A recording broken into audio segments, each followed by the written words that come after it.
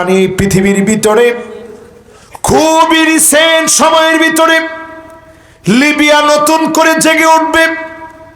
লেবাননের ভিতরে ইসলামপন্থীরা আবার সংঘবদ্ধ হবে। সিরিয়া জর্ডান সহ পুরা শাম শক্তিশালী হয়ে যাবে। আশেপাশের দুবাই সৌদি সহ ইসলামের বাহ্যিক রূপগুলা দেখলেও ভিতরে ভিতরে যারা অনেক রকমের ফাজলামিতে লিপ্ত আছে, সবগুলাকে যিনি অচিরেই পাকড়াও করবেন তিনি কে? এই মাহফিলে আজকে বললাম, আপনি খালি দেখবেন 2025-এ কি কি হয়।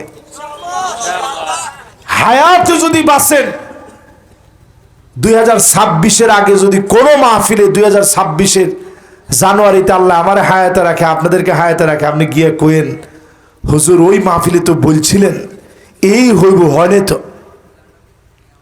বর্তমান সারা দুনিয়ার দাবি, বর্তমান ওয়াশিংটন ডিসি থেকে জরিপ চালিয়েছে আগামীর পৃথিবীতে কি ঘটবে। তারা নিজেরা বলতেছে এই পৃথিবীর যে হাল বোঝা যাচ্ছে, অল্প দিনে ক্রমান্বয়ে মুসলমানদের সংখ্যা শুধু বাড়বে। জোরে কোন আল্লাহু আকবার, আরো জোরে বলেন আল্লাহু আকবার। সারা দুনিয়াতে মুসলমানের সংখ্যা বাড়বে। এই জন্য ভারতকে ভয় করার কিছু নেই। 1948-এ ভারত জিততে পারে নাই, পাকিস্তানের সঙ্গে জিততে পারে নাই, চীনের সঙ্গে জিততে পারে নাই। 71-এর বিজয় হয়েছে মুক্তিকামী বাঙালির জন্য, ঠিক কিনা বলে? সুতরাং সামনেও যদি ভারত গর্জে উঠে, আমি বলবো লিখে রাখেন, রক্ত টাকনু পর্যন্ত পৌঁছা যাবে। বিজয় আল্লাহর জমিনে মুসলমানদের হবেই হবে, হবেই হবে ইনশাআল্লাহ।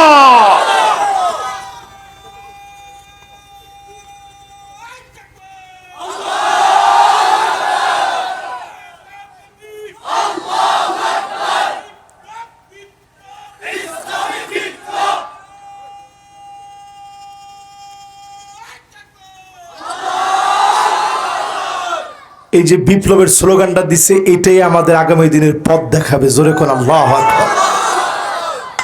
আউয়ালু মান ইউদআ ইলাল জান্নাল হামিদুন, আল্লাহর জান্নাতের ভিতরে প্রশংসাকারী গোলামদেরকে সেদিন ডাকা হবে। ডেকে ডেকে দলে দলে প্রশংসাকারীদেরকে যিনি দাঁড় করায় দিবেন তিনি কে? আল্লাযীনা ইয়াহমাদুনাল্লাহ ফিস সাররাই ওয়াদ দাররা,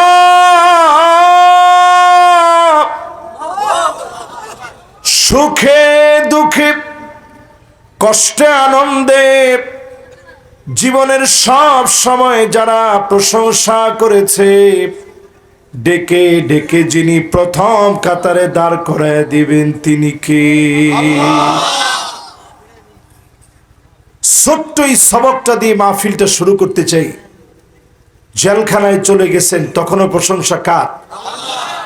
হাতের ভিতরে হ্যান্ডকাপ, পায়ের ভিতরে ডান্ডা বেড়ি, হার্টের ভিতরে রিং লাগানো, সারা জীবন কোরআনের খেদমত করলেন, জালেমের জেলখানায় বন্দী। এমন সময় যার প্রশংসায় নিযুক্ত থাকা লাগবে তিনি কে? ফাঁসির মঞ্চে যদি জালেম নিয়ে যায়, যেই স্বৈরাচারীরা 16 বছর ধরে জুলুম করলো, দিনের পর দিন আলেমদেরকে অন্যায় অবিচার করেছে, কোন আলেমের হিম্মত জালেমের জুলুমে তিল পরিমাণ কমে যায় না। ঠিক কিনা বলেন? এই জন্য এই মাহফিল থেকে পরিষ্কার সবক নেওয়া লাগবে।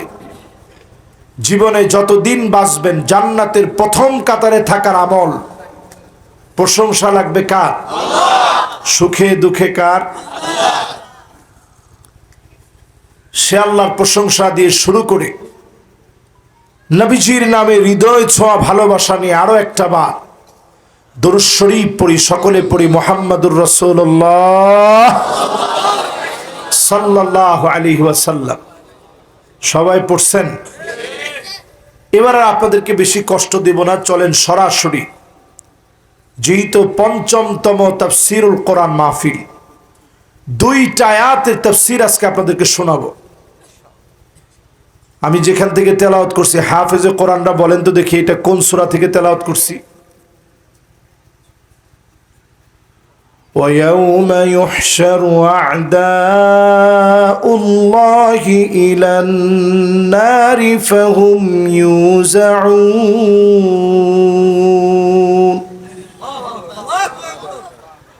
حَتَّى إِذَا مَا جَاءُوهَا شَهِدَ عَلَيْهِمْ سَمْعُهُمْ وَأَبْصَارُهُمْ وجلودهم بما كانوا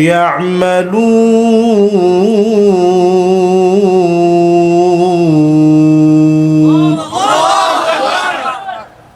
وقالوا لجلودهم لم شهدتم علينا قالوا أنطقنا الله الذي أنطق كل شيء وهو خلقكم أول مرة وإليه ترجعون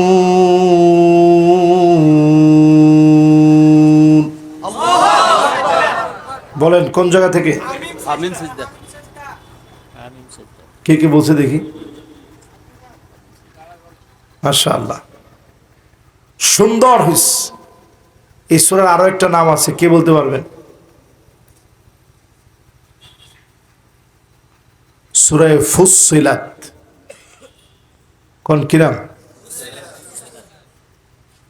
সূরা হামিম সাজদা থেকে দুইটা আয়াত আমি তেলাওয়াত করছি। এই দুইটা আয়াতকে ঘিরে আজকের মাহফিলে আপনাদেরকে নিয়ে কথা বলবো, যদি আল্লাহ তৌফিক দান করেন ইনশাআল্লাহ। পড়েন আল্লাহর হাবিবের সাথ করেন, একটা আয়াতের তাফসীর যদি শোনেন, খায়রুল লাকা মিন আন তুসাল্লিয়া মিয়াতু রাকাত, 100 রাকাত নামাজ পড়লে যেমন সওয়াব হবে, এক আয়াতে এর চাইতে বেশি সওয়াব যিনি বান্দার আমলনামায় দিয়ে দিবেন তিনি কে? এবার একটু বলেন তো দেখি, তাহলে দুই আয়াতের সওয়াব কত?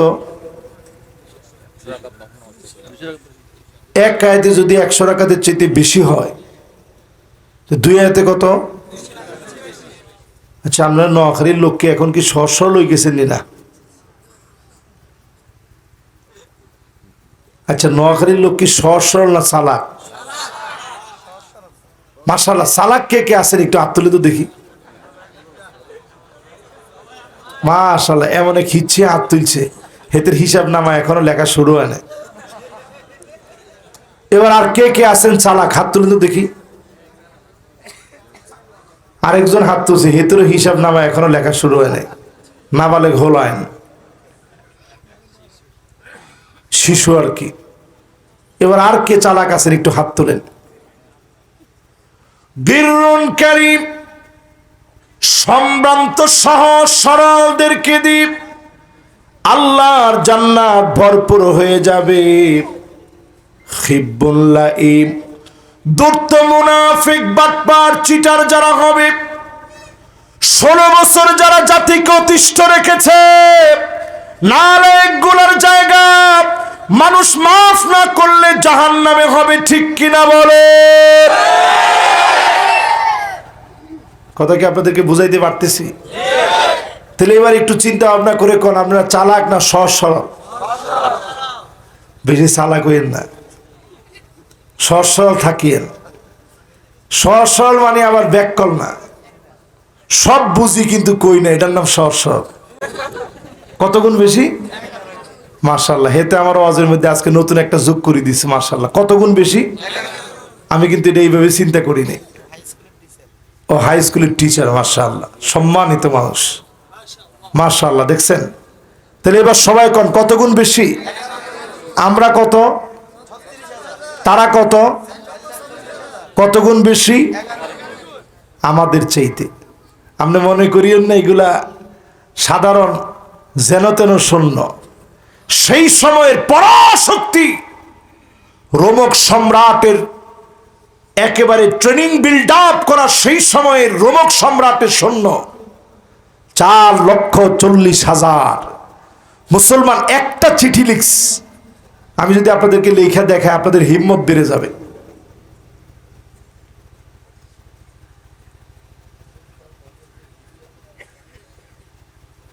রাখেন 1 মিনিট। হ্যাঁ, আসলিম তাসলাম বলেন। মাশাআল্লাহ, এই চিঠিখানা মুসলমানরা লিখে পাঠাইছে খালেদ বিন ওয়ালিদ, যেটা এখন আমার হাতে। দেখছেন? সবাই দেখছেন? মাশাআল্লাহ, হুজুরে আগে জানছে। খুব ভালো লাগে এরকম মাহফিলের ভিতরে আলেম ওলামারা যখন বসে তখন আমার কাছে খুব বরকত ফিল করি আমি। মাশাআল্লাহ, স্থানীয় মসজিদের খতিব হুজুরদের কোনো দামটাও আপনারা দেন না। হুজুরের একটা চেয়ার দেওয়া দরকার ছিল এখানে। যাক, স্টেজটা শুরু হয়ে গেছে, সামনে বড় করিয়েন। ওমা ইনশাল্লাহ তো কয় না, ইচ্ছা কৃপন কবে থেকে হইলেন আপনারা? এবার আমার দিকে তাকায় কোন, তারা কত, আমরা কত, কত গুণ বেশি? 11 গুণ বেশি। আল্লাহু আকবার। সেই সময়ে তারা আসলিম তাসলাম চিঠি পাওয়া মাত্র রোমক সম্রাটের পায়ের নিচের মাটি নড়বড়ে হয়ে গেছে। সে মনে করেছে আজকে তো আমার বাঁচার উপায় নেই। 36,000 মুসলমান আসবে খালেদ বিন ওয়ালিদের মতো রণতুর্যবাদক যোদ্ধাকে নিয়ে। বাঁচার উপায় নাই। চীনের কাছে চিঠি লিখেছে। চীনের সম্রাট পাল্টা চিঠি লিখে জানিয়ে দিয়েছে, ইন্না কওমান লাউ আরাদু আন ইয়াখলাল জাবাল লাখলা। মুসলমান এমন এক জাতি, পাহাড়কে যদি বলে সর, মুহূর্তের ভিতরে পাহাড় সরে যাবে। বলেন আল্লাহু আকবার। কি বুঝলেন মিয়া? চীনের সম্রাট বলতেছে পাহাড়কে যদি মুসলমান বলে সর, পাহাড় সরে যাবে। খবরদার এদের সাথে যুদ্ধ করতে যেন না। খালিদ বিন ওয়ালিদ তখন লিখে জানায় দিল, আমরা যুদ্ধ করার জন্য নয়, আমরা জিহাদের জন্য আসছি। যুদ্ধ আর জিহাদের মধ্যে পার্থক্য হলো, জিহাদ বলে ওই রকম প্রাণান্তকর লড়াই, যেই লড়াইয়ের ভিতরে আমি একা মরব না, 200 জনকে মেরে আল্লাহর জমিনের দিন কায়েমের জন্য শহীদ হয়ে যাব। যখন এই চিঠি লিখে পাঠায় দিছে, রোমক সম্রাটের তো ঘুম হারাম। মুসলমান যাচ্ছে কত, তারা কত? 3,000 মুসলমান শহীদ হয়েছে। এক একজনের 5টা 6টা করে তরবারি ভেঙেছে। খালিদ বিন ওয়ালিদের তরবারি ভাঙতে ভাঙতে আর তরবারি নাই, ছুরি দিয়ে একটার পর একটাকে কচু কাটা করেছে। এর মধ্য দিয়ে ইয়ার মুখের প্রান্তে দিনকে যিনি বিজয়ী বানায় দিয়েছেন তিনি কে? এই পৃথিবীর ভিতরে শাসন আসবে 5টা। জোরে কোন কয়টা? শুনবেননি? যাক, সময় হয়ে গেছে, ছুটি লই ফেলাই কেন? শরীর বেশি চলেন না আজকে, আর কিছুক্ষণ শুনবেন কেন? শুনি পরে নামাজ না পড়লে খবর আছে, পড়বেন তো ইনশাআল্লাহ। সামনে নামাজ না পড়লে আমগো কিছু করার লাগবে না, তো গিড়ি ধাক্কা দিব আল্লাহ নিজে। আল্লাহর নিজের পক্ষ থেকে আযাব আসবে, যে করোনার মতো আযাব আসতেছে। মাহফিল থেকে লিখে রাখেন, আযাব আসতেছে মুসলমান। এই জন্য আজকের মাহফিলে বলি, 1 নম্বরে কি লাগবে, 2 নম্বরে কি লাগবে? মন গড়া বিচার আর দিতাম না, বাধা হয়ে প্রাচীর হয়ে দাঁড়াতে হবে, ঠিক কিনা বলেন? 3 নাম্বার কি লাগবে? সতর্ক থাকা লাগবে, কোনোভাবে যেন তারা আমাদেরকে রক্ত চক্ষু দেখা ভয় ভীতি দেখাইতে না পারে, ঠিক কিনা বলেন? এই 3 নম্বরে এসে 5টা শাসন শোনায়। দুনিয়ার ভিতরে 5টা শাসন আসবে। 1 নম্বর শাসন, সুম্মা তাকুনুন নবুওয়াত ফীকুম ইনশাআল্লাহ। এই জমিনের ভিতরে নবুয়াত আসবে। ইলেকশন করে নবী হওয়া যায় না, ভোটাভুটির মাধ্যমে নবী হওয়া যায় না। আল্লাহ পাক যাকে নির্বাচিত করবেন সে নবী হবে। আমার নবীকে দিয়ে নবুয়তের সমাপ্তি টানা হলো। নবীজির কাঁধ মুবারকের মাঝখানে কাযিররিল হাজালা, কবুতরের ডিমের মতো খতম নবুয়তের সিলমোহর মারা ছিল। আল্লাহর নবী শেষ নবী। আর নবী পৃথিবীতে আসবে না। ঈসা আলাইহিস সালাম 4র্থ আকাশ থেকে আসবে, নবী হিসাবে নয়, উম্মত হিসাবে আসবে। আল্লাহর নবী শেষ নবী, নবীর পরে আর কোন নবী নাই। আল্লাহর নবী বলে গেছেন, সালাসুনা কাযাবুনা দাজ্জালুন, 30 জন মিথ্যুক নবীর দাবিদার হবে। এই মিথ্যুকদেরকে টয়লেটের ভিতরে, ডাস্টবিনের ভিতরে, নানা রকমের পোকে ধরে শরীরটাকে অথর্ব বানায় নির্লজ্জ বেহায়াদেরকে যিনি মৃত্যু দিয়েছেন তিনি কে? এবার আসেন, প্রথম শাসন নবুয়ত শেষ। দ্বিতীয় শাসন এই পৃথিবীতে আসবে। নবী বলে গেলেন, সুম্মা তাকুনুল খিলাফা আলা মিনহাজিন নবুওয়াত। নবীজি দেখানো পথ মত অনুসারে এই পৃথিবীতে খেলাফত আসবে। 32 বছর 6 মাস ছিল। জোরে কোন কয়দিন? আরেকটু আওয়াজ করে সবাই বলেন। 32 বছর, এর মধ্যে দিয়ে খেলাফত শেষ। খলিফাদের জীবনের দিকে তাকায় দেখেন,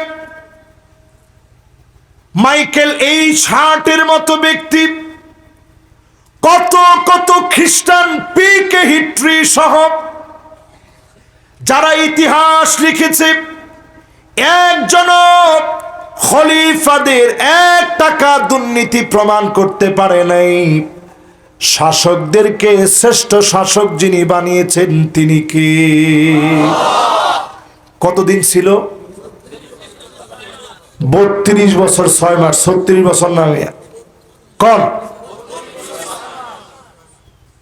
2টা শাসন শেষ। এরপরে কোন শাসন? সুম্মা মালিকান আদন, রাজার ছেলে রাজা হবে, রাজতন্ত্র আসবে।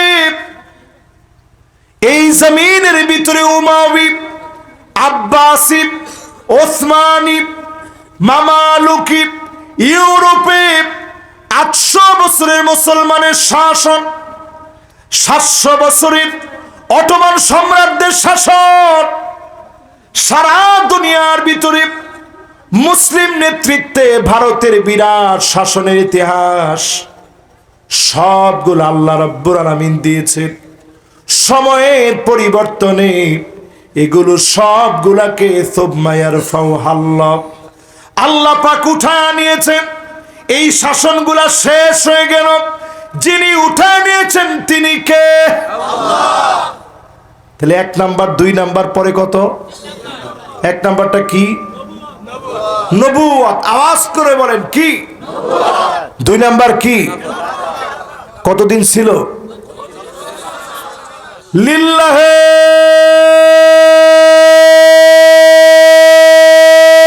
তাকবীর। কতদিন ছিল? 3 নাম্বার শাসনের নাম কি? এই রাজতন্ত্র শুরু হয়েছে মূলত ইয়াজিদ দিয়া।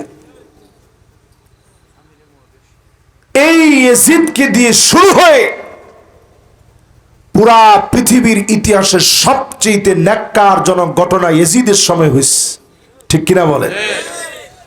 তার শাসনের মূলনীতি ছিল জি হুজুর জি হুজুর। আর সাহাবায়ে কেরামের শাসনের মূলনীতি ছিল ইন্নী উল্লিতু আলাইকুম ওয়া লাস্তু বিখাইরিকুম। হয়েছি ভুল করলে আমারে ধরায় দিবা।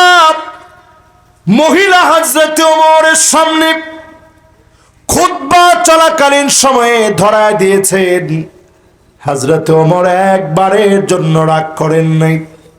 হযরত ওমর যখন খলিফা ভুল ধরায় দিছে মেনে নিছে। এমনকি আবু বকর যখন খলিফা কোথায় যেন তিনি চলে যান দেখার জন্য হযরত ওমর পিছু নিয়েছে। আবু বকর কোথায় যায়, কার কাছে যায় দেখা লাগবে। কাদের মধ্যে বস্তা কেন? খেজুর গাছের পিছনে লুকায় গেলেন।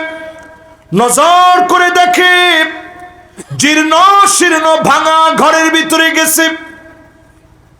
হযরত আবু বকর ঢোকার পরে হযরত ওমর লুকায় ছিলেন।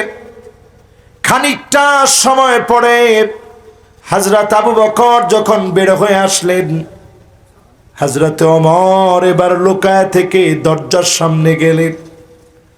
দরজার ভিতরে নক করলেন, দরজা খোলো। বৃদ্ধা অন্ধ মহিলা দরজা খুলে দিল। হযরত আবু বকর চলে যাওয়ার পরে ওমর গিয়ে দাঁড়িয়েছে। অন্ধ মহিলা তো জানে না। হযরত ওমর প্রশ্ন করলেন, ও মা, একটু আগে যিনি এসেছিল তুমি কি তারে চেনো? অন্ধ বৃদ্ধা মহিলা জবাব দেয়, আমি তারে চিনি না। বড় ভালো মানুষ। এমন লোক যদি আমাদের খলিফা হতো কতই না ভালো হতো।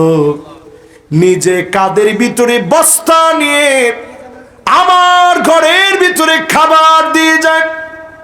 যখন এই মহিলার কণ্ঠে কথা শুনল, আর দেরি নেই, হযরত ওমর আকাশের দিকে তাকায় দুইটা চোখ দিয়ে পানি ছেড়ে দিলেন। বাচ্চা মানুষের মতো হাওমাও করে কাঁদলেন আর বললেন, আল্লাহ, আবু বকর আমাদের জন্য বড় কঠিন বানায় দিয়েছে। খলিফা হয়ে সামান্য একজন বৃদ্ধা অন্ধ নাগরিক কি খাবে তার চিন্তা করতে পারে। আর আমার দেশের রাঘব বলগুলো 3 লক্ষ কোটি টাকা বাংলাদেশ থেকে লোপাট করে পালায় যেতে পারে, ঠিক কিনা বলে? কি অবস্থা বলেন? এই মাহফিলে যারা বসছেন, এবার একটু বলেন, শাসন এই পৃথিবীতে আসবে কয়টা? 1 নাম্বারটা কি? 2 নাম্বারটা কি? 3 নাম্বারটা কি? 4 নাম্বার নবীজি বলেন, শোনেন, আল্লাহর হাবিব বলেন, সুম্মা তাকুনু মালিকান জাবারিয়াতান ইনশাআল্লাহ তাকুন সুম্মা ইয়ারফাউহা আল্লাহ। এই জমিনের ভিতরে শাসন আসবে, স্বৈরাচারী জালেমদের শাসন। আলেমদেরকে জুলুম করবে, আল্লামাকে জেলে রাখবে, নির্দোষ মানুষগুলাকে যারা ফাঁসি দিবে নিঃসন্দেহে তারা জালেম। যারা জালেম মনে করে না তারাও জালেম। ঠিক কিনা বলেন? কয় নাম্বার শাসন? মিলেনি। এই জন্য জালেমদের দিকে তাকায় দেখেন, 40 মিনিট জালেমেরা পায় নাই, যতটুকু নিয়ে যেতে পারছে নিয়ে গেছে। বাকি হাঁস মুরগি পাঙ্গাস মাছ সহ যা বাকি ছিল, মানুষ চিন্তা করছে একটু নিয়ে তাদেরকে উদ্ধার করি। পরের দিন তারপরেও রাষ্ট্রীয় সম্পদের প্রতি শ্রদ্ধা জানিয়ে এদেশের শ্রেষ্ঠ নাগরিকরা ফিরায় দিয়ে আসছে, বুঝায় দিয়েছে আমরা তোদের মতো চোর নই, রাষ্ট্রের টাকা মেরে খাবো। ঠিক কিনা বলে? এবার এই মাহফিলে ৫ম নাম্বারটা শোনেন।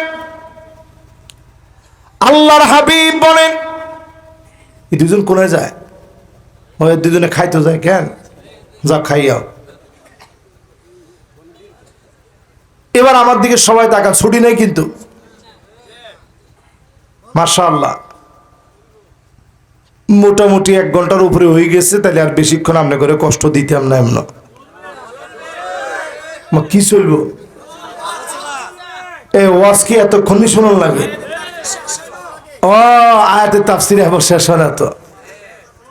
তবে শেষ না করে ইনশাআল্লাহ আল্লাহ আমার হায়াতে রাখলে উঠবো না ইনশাআল্লাহ। আল্লাহু আকবার। আল্লাহর কাছে শুকরিয়া আদায় করে শেষ করার মতো কোনো ভাষা নাই।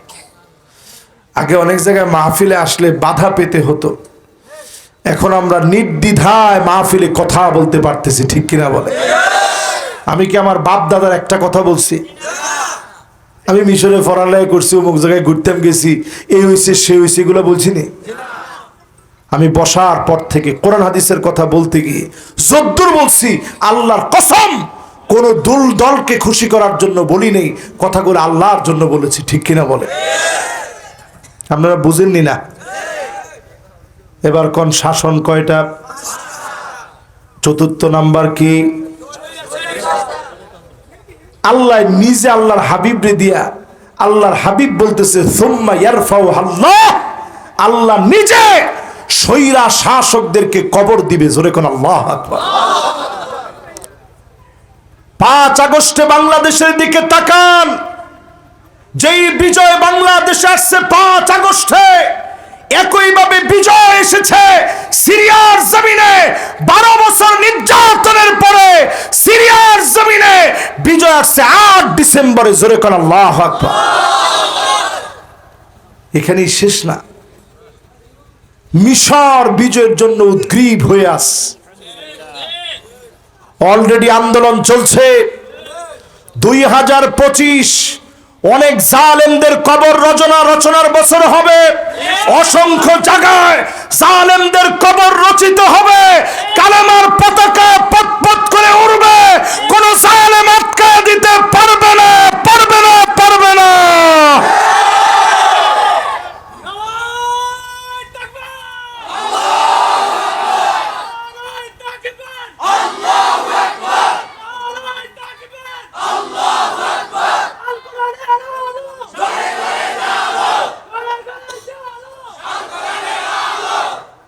এই মাহফিলে যারা যারা আমরা বসছি, 5ম শাসনটা একটা শুনেন, একটাবার চিন্তা করেন এই শাসনটা কি।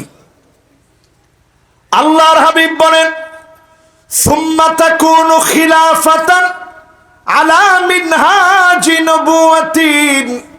এই জমিনের বুকে আল্লাহ পাক আবার প্রতিষ্ঠা করে দিবে সোনালী সেই দিন, যেদিন মানুষ জুলুমের শিকার হবে না, আর মানুষের কষ্ট হবে না। প্রত্যেকের অধিকার পাবে। কৃষকের অধিকার পাবে, নারীর অধিকার পাবে, আলেমের অধিকার পাবে। নেশাখোর ঠিকই তার পিঠের ভিতরে সালা বাঁধা লাগবে। এনে কথা কয় কোন গা বাবুরে, কথা কইন না। ও যেতে কথা কই, হেতেই খুঁজে আরেকজন।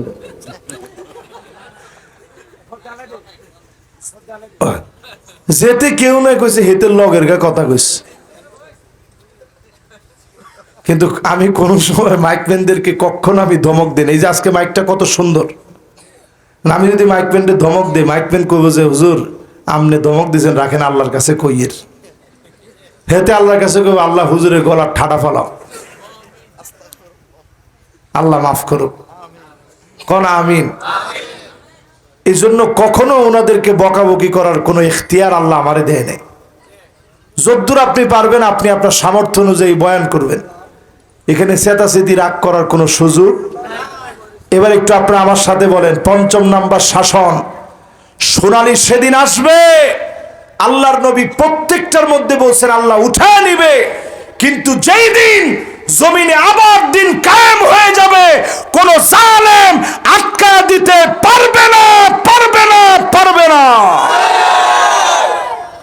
নবীজির হাদিস বলছে ফুম্মা সাকাত, আল্লাহ নবী তারপরে চুপ হয়ে গেলেন। নবী চুপ হয়ে গেলেন, তার মানে পৃথিবীর ভিতরে খুবই রিসেন্ট সময়ের ভিতরে লিবিয়া নতুন করে জেগে উঠবে, লেবাননের ভিতরে ইসলামপন্থীরা আবার সংঘবদ্ধ হবে, সিরিয়া জর্ডান সহ পুরা শাম শক্তিশালী হয়ে যাবে, আশেপাশের দুবাই সৌদি সহ ইসলামের বাহ্যিক রূপগুলা দেখলেও ভিতরে ভিতরে যারা অনেক রকমের ফাজলামিতে লিপ্ত আছে, সবগুলাকে যিনি অচিরেই পাকড়াও করবেন তিনি কে? এই মাহফিলে আজকে বললাম, আপনি খালি দেখবেন 2025-এ কি কি হয়। হায়াত যদি বাঁচেন 2026-এর আগে যদি কোনো মাহফিলে 2026-এর জানুয়ারিতে আল্লাহ আমার হায়াতে রাখে, আপনাদেরকে হায়াতে রাখে, আপনি গিয়ে কইেন হুজুর ওই মাহফিলে তো বলছিলেন এই হইব, হয়নি তো। বর্তমান সারা দুনিয়ার দাবি, বর্তমান ওয়াশিংটন ডিসি থেকে জরিপ চালিয়েছে আগামীর পৃথিবীতে কি ঘটবে। তারা নিজেরা বলতেছে এই পৃথিবীর যে হাল বোঝা যাচ্ছে, অল্প দিনে ক্রমান্বয়ে মুসলমানদের সংখ্যা শুধু বাড়বে। জোরে কোন আল্লাহু আকবার, আরো জোরে বলেন আল্লাহু আকবার। সারা দুনিয়াতে মুসলমানের সংখ্যা বাড়বে, এই জন্য ভারতকে ভয় করার কিছু নেই। 1948-এ ভারত জিততে পারে নাই, পাকিস্তানের সঙ্গে জিততে পারে নাই, চীনের সঙ্গে জিততে পারে নাই। ৭১-এর বিজয় হয়েছে মুক্তিকামী বাঙালির জন্য, ঠিক কিনা বলে? সুতরাং সামনেও যদি ভারত গর্জে উঠে, আমি বলবো লিখে রাখেন, রক্ত টাকনু পর্যন্ত পৌঁছা যাবে। বিজয় আল্লাহর জমিনে মুসলমানদের হবেই হবে, হবেই হবে ইনশাআল্লাহ।